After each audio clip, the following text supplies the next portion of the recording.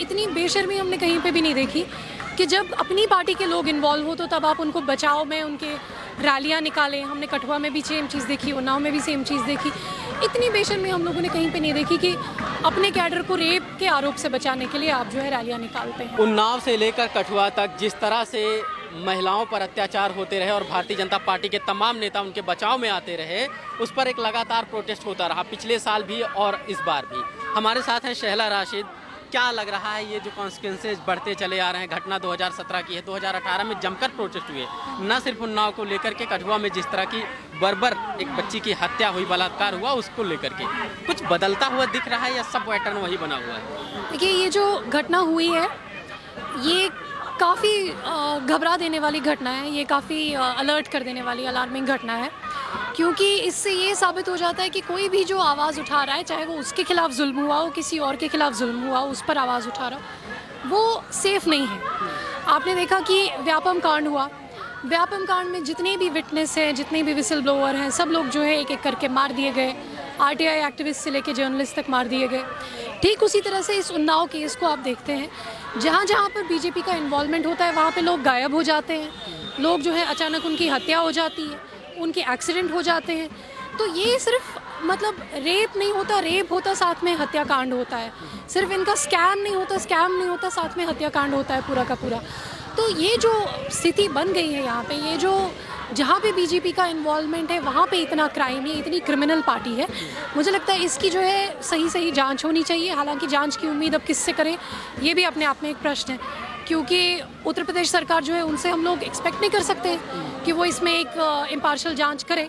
तो हमें लगता है कि किसी सेंट्रल एजेंसी को इसकी जांच करने के लिए कि ये कैसे हुआ ये इंसिडेंट, उनके पिताजी की किस तरह से हत्या हुई, उनके फैमिली के बाकी लोगों की किस तरह से हत्या हुई, उनके पर किस तरह से ये जानलेवा हमला हुआ, इस पर एक जांच होनी चाहिए। योगी का बहुत करीबी माना जाता है इस विधायक को, इसलिए भी कहा जा रहा है कि योगी सरकार ने अपनी तरफ से कोई एक्शन नहीं लिया, इलाहाबाद हाई कोर्ट की फटकार के बाद ऐसा हो। तो जब करीबी है तो कहीं ऐसा तो नहीं कि योगी अब जेल में जाने के बाद भी फेवर कर रहे हों, आगे वहाँ पर जांच को आगे बढ़ने ना दें?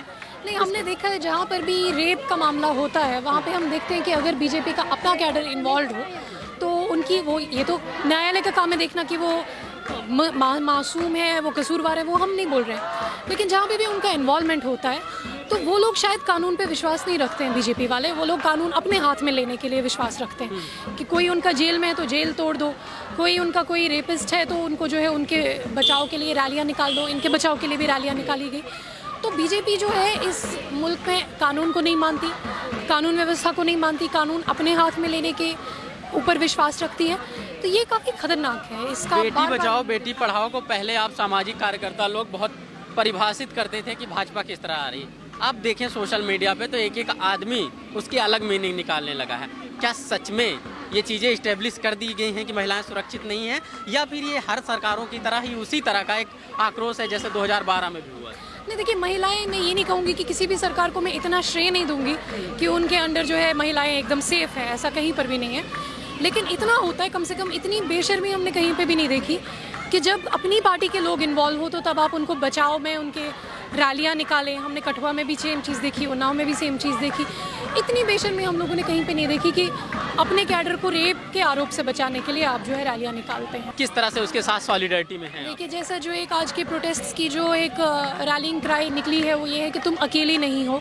हम लोग यहाँ से यही कहना चाहते हैं कि वो लड़की अकेली नहीं है, ये हम में से किसी के साथ भी हो सकता था, इसलिए हम सब लोग जो है यहाँ पे सॉलिडारिटी में आए हैं। हम उम्मीद करते हैं उनकी जल्द से जल्द तबीयत ठीक हो जाए और वो उनके साथ में अपनी जो आप बीती है वो खुद बता पाए।